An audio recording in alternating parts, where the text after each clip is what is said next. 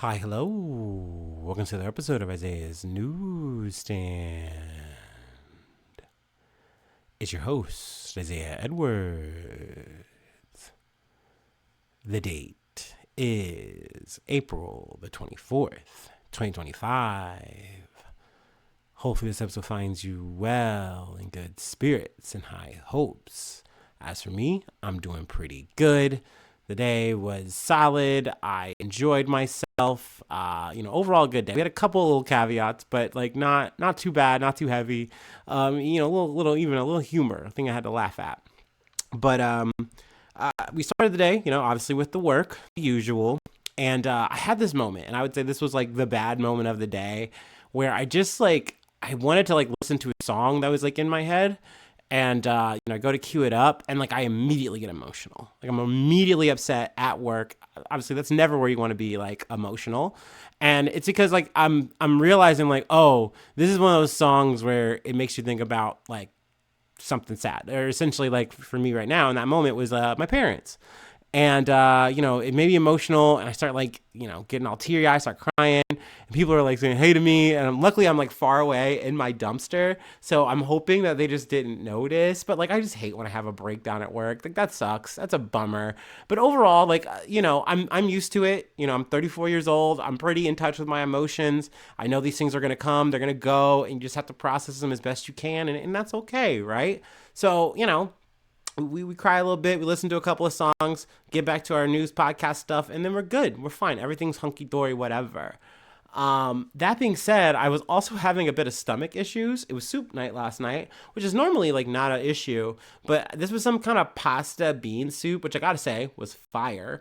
But it just, I don't know, it was blowing me up. I was not having a great time internally, and so I wind up having to use the restroom, use the take my little constitutional or whatever, and I had this thought because it was like really hurting, and I made this post, and I want to get to this post because this is where it gets a little funny. At least to me, when the shit is so heavy, it brings you to tears. And I put like a little teary-eyed emoji, I put a little shit emoji, and a little tear, a little cry guy emoji, right?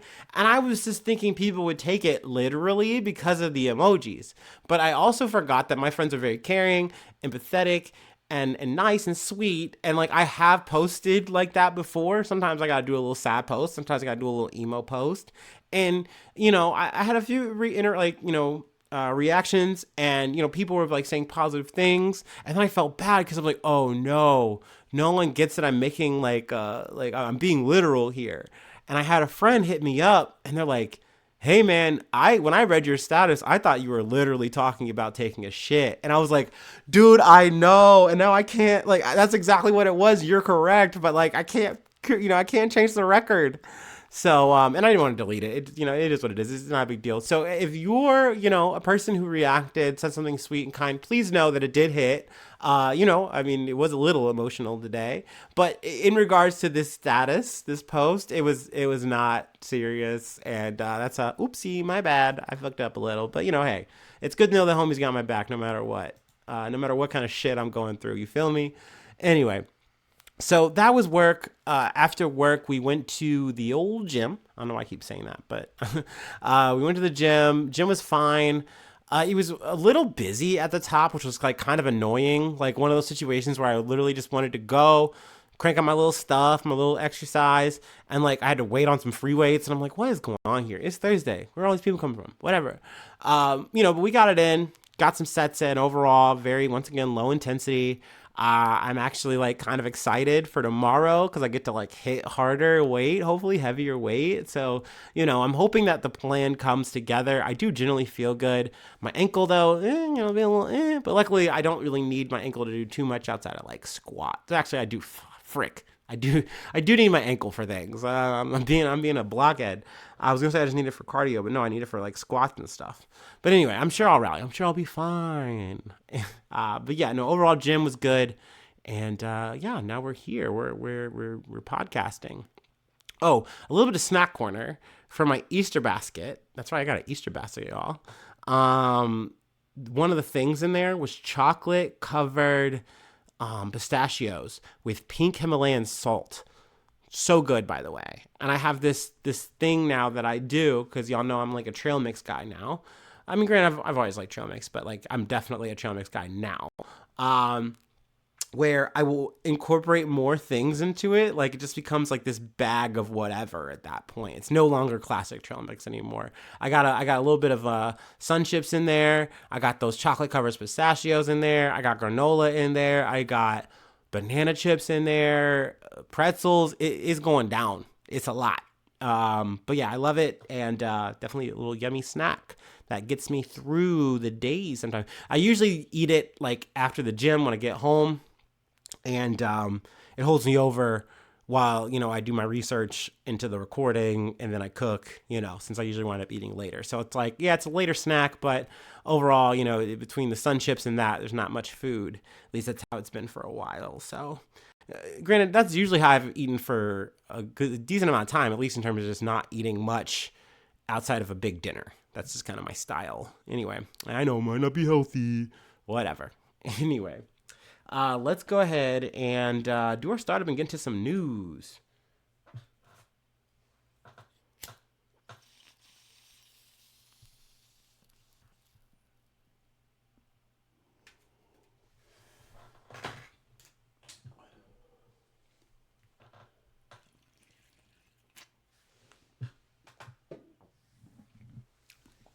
All right. Yummy, yummy, yummy. From The Guardian, Mohsen Mahdawi, Palestinian green card holder and Columbia student, detained by ICE. Mohsen Mahdawi, a Palestinian green card holder and student at Columbia University, was apprehended by U.S. immigration authorities in Vermont on Monday, according to his lawyers and a video of the incident. Mahdawi, who was a leader of the pro-Palestinian protests at Columbia last spring, was arrested by ICE on Monday morning in Colchester, Vermont, while, he was attending a naturalization interview. His lawyer said in a statement to The Guardian, "We have not received confirmation as to his whereabouts, despite numerous attempts to locate him," his attorney, Luna Darubi, said. We have filed a habeas petition in the District of Vermont and have sought a temporary restraining order restraining the government from removing him from the jurisdiction or from the country, which lines up because you have to move this fast, because we've seen this administration time again already in the short time literally just try to get people out of here and send them to like El Salvador. So hopefully, that doesn't go all the way there. But I mean, it's crazy that this just keeps happening over and over and over again. Let's see here. Oh, I did want to talk about I don't know if ICE, and, whoever was setting up this interview, if it was planned like that, or if they just knew his whereabouts and they took advantage of that. I'm not sure exactly on the details. But yeah, I mean, it really doesn't matter. It's just crazy that this is something that is allowed. Darubi said the Trump administration detained Mohsen Mahdawi in direct retaliation for his advocacy on behalf of Palestinians and because of his identity as a Palestinian, adding that his detention is an attempt to silence those who speak out against the atrocities in Gaza. It is also unconstitutional. Also, just in reference to some of the other people who have been detained, Mahmoud Khalil, his wife recently had her baby, and the judge was like, "No, we're not going to let you go see your child, being born or anything like that. You have to stay under detention," which was definitely sad to hear that was what they decided to do there. But let's see here. The petition submitted by his lawyers on Monday argues that Mahdawi's arrest and detention violates his First Amendment rights, his statutory rights, and due process rights. Let's see here. Now, I'm imagining that most likely they're just running off of the whole mandate that they have, where essentially Marco Rubio, Secretary of State, if he deems you against the state, or in this situation, like anti-Semitic, then it can override this whole process, this whole constitutional process that we have here. Because he's a green card holder. He's been an American. He's an American citizen. He's going through his naturalization. And you're saying, yeah, but you used your First Amendment rights a little too much. So you're out of here. Like, that's crazy. That's not how this works. It's not how this should be at all. But that is the wand that this administration gets to just wave and use on whoever they deem unworthy. Let's see here. According to the court filing, Mahdawi was born and raised in a refugee camp in the West Bank, where he lived until he moved to the U.S. in 2014. He became a lawful permanent resident of the United States in 2015. Which is, once again, it's just crazy that just doesn't mean anything here. Even if you weren't, like, you still have a due process that you're supposed to have and go through, but essentially it's just being overridden. So it is a wild, wild times that we are living in, for sure. Let's see here. I mean, that's more or less where I will leave that story for now. I'm sure we're going to be revisiting that and others. And sadly, I mean, it's unfortunate, but I think it's just going to keep happening. I think it's a sign from this administration that they are not taking no for an answer. They are not taking any kind of obstacles or hurdles from any judicial body. They're just going to be like, we don't care. You don't have any jurisdiction over for us, and you're not going to stop us, it seems. Maybe they kind of flinch or hesitate with the Supreme Court, but it just seems like not much is really stopping this whole fucking grim process that we're on. But anyway, let's move on to our next story.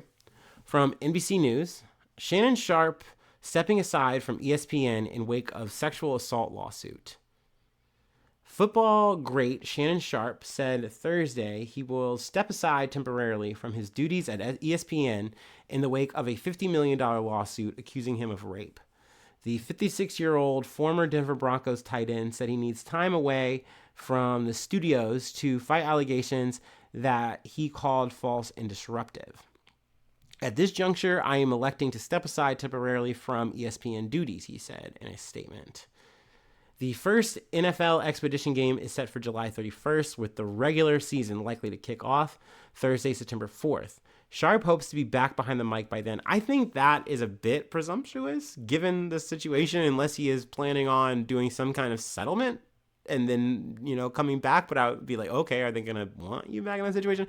I don't know. I did want to make this little anecdote, though. I mean, not to add too much levity or anything or get away from the conversation at hand, but longtime listeners might remember Shannon Sharpe. We mentioned him and his podcast, Club Shay Shay, when we talked about Cat Williams and the big viral interview, I think, what was it, from last year, where he was making all kinds of accusations and just saying crazy, funny shit. It was really fun to talk about that shit. It was crazy to watch it. But yeah, I mean, that's neither really here nor there. Let's see. Let's get back from a quote from Shannon Sharpe. I will be devoting this time to my family and responding and dealing with these false and disruptive allegations set against me, he said. I plan to return to ESPN at the start of the NFL preseason. Let's see here. A woman filed a lawsuit in Nevada on Sunday accusing Sharpe of raping her twice in Las Vegas in October and one more time in January, according to the suit. The woman said she was 19 years old in 2023 when she first met Sharpe in a Los Angeles gym, leading to a rocky consensual relationship of nearly 2 years in which he was frequently aggressive and raped her, according to the Clark County civil complaint. Sharpe has denied all allegations. The representative for the plaintiff could not be immediately reached for comments Thursday. Since the end of his playing days, Sharpe has had a long career in the studio as a football analyst for CBS, Fox Sports, and ESPN. I mean, now, granted, this story just came out this week, but I know from his end, I know that her name got released because, once the allegation came out, she came out as a Jane Doe. And Shannon Sharpe immediately said, no, this is the person I'm, saying da-da-da-da. Like, this is a consensual relationship, just laid out his side of the story. And I think he even went as far as to, release text messages between the two of them in their conversations. And then I think she's also put out a clip, like an audio clip, in which she says something about, choking her. It's become a whole thing. And then also another thing I've kind of picked up on, which I don't know if it's like fully, confirmed or anything, but Shannon Sharpe has alleged that Tony Busby, which is another name we've mentioned before when it came to the lawyer who was accusing Jay-Z, which I believe that case, that more or less fizzled out. But that's neither here nor there for this situation, but he's involved in the story as well. But yeah, I mean, this is all kind of just hitting the fan, so we will see what's to come. Definitely a lot of people throwing their 2 cents out, but I kind of want to just see how things progress for sure. But I definitely want to add that, like, it's not hard. It's not a stretch of the imagination to just hear a person out. Hear a woman out and say, okay, this is the situation. And it's like, okay, so this rich guy has to go to fucking court and maybe defend himself. Okay, well, if he's innocent, then that should be fine, right? I still maintain that.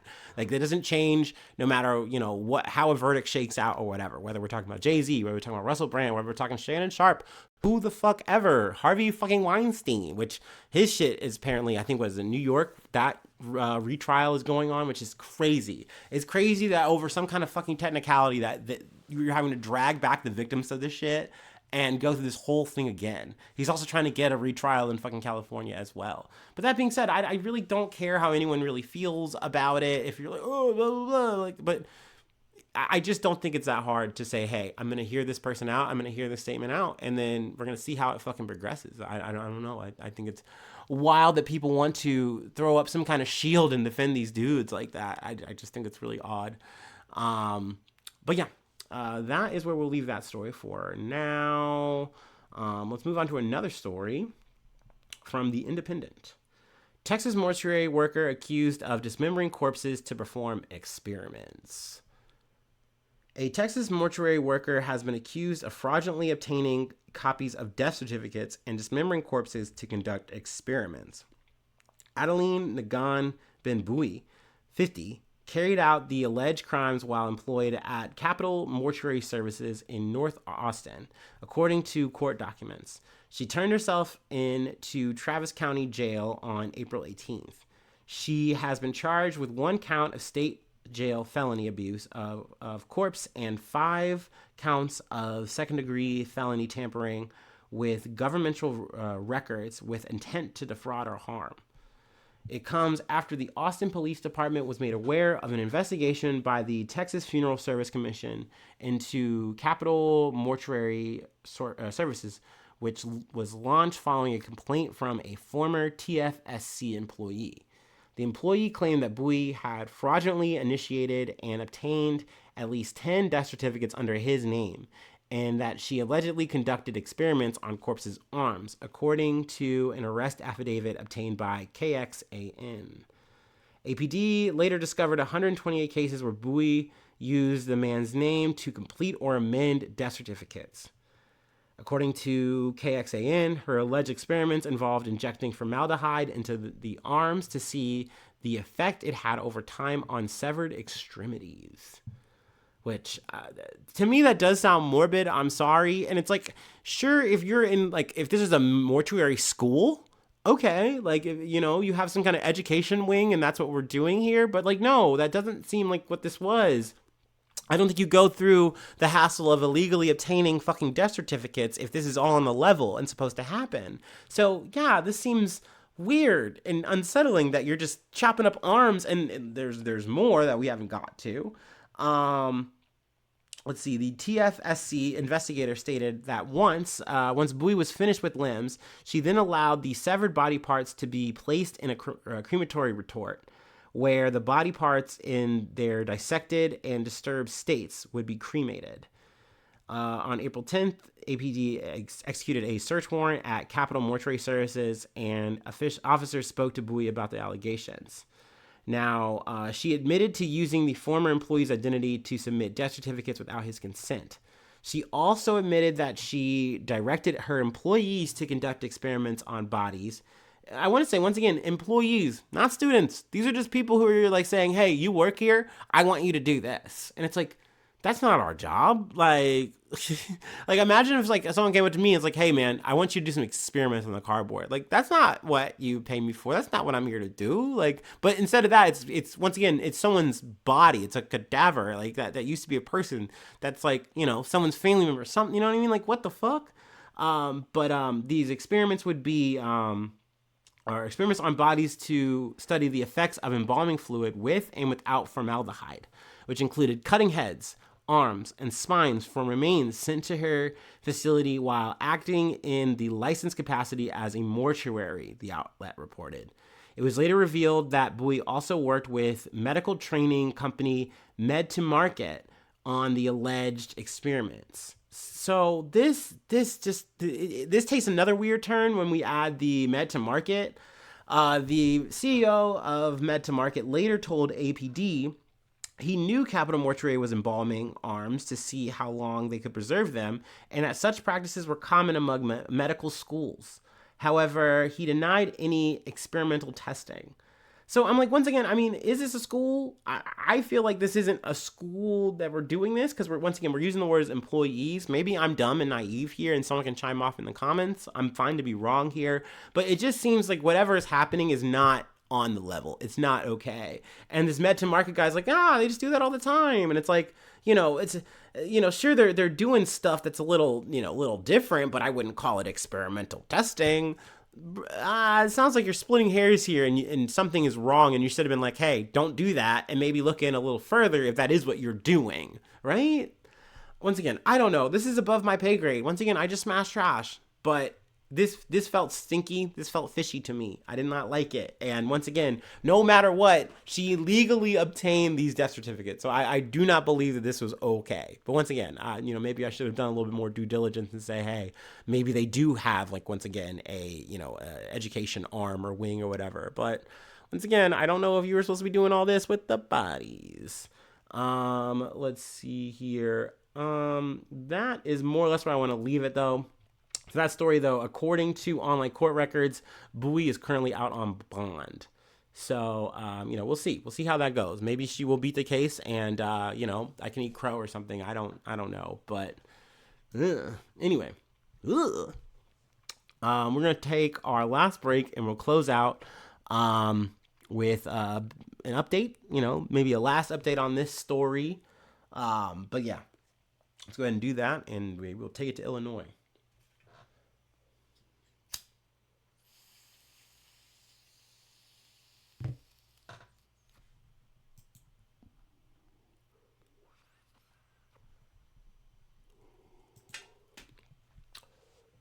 Actually, I kind of want to look it up right now on that Capital Mortuary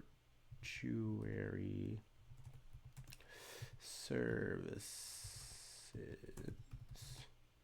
a school.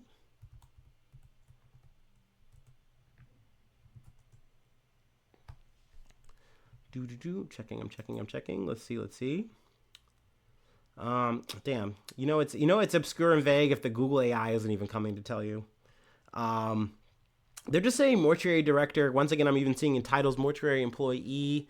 So yeah, I don't know, man. This is, once again, seems stinky, seems not on the level. I'm that's my story. I'm gonna stick to that. Anyway, let's move on to our last story. Oh, let me take this hoodie off. I've realized that hoodies have become a security blanket for me because I do not like how, like, my body looks. So, like, I just want to wear hoodies all the time, and it's like getting warmer. Which sucks. Oy. I had to turn down a shirt that I got, once again, referencing the Easter basket, which was, once again, crazy Easter basket. Loved it, though. Because they were being really nice, and they're like, hey, we got you, like, a large because we know you lost so much weight. And I was like, oh, thank you guys so much, but, like, I really think that I need a bigger size. Even though I've been telling y'all I've been tucking my shirts in and stuff, I don't know. I'm in a weird place. I'm in a weird place physically and mentally. What can I say? Anyway, our last story comes from ABC News. Highland Park shooter Robert Crimo III sentenced to life in prison without parole.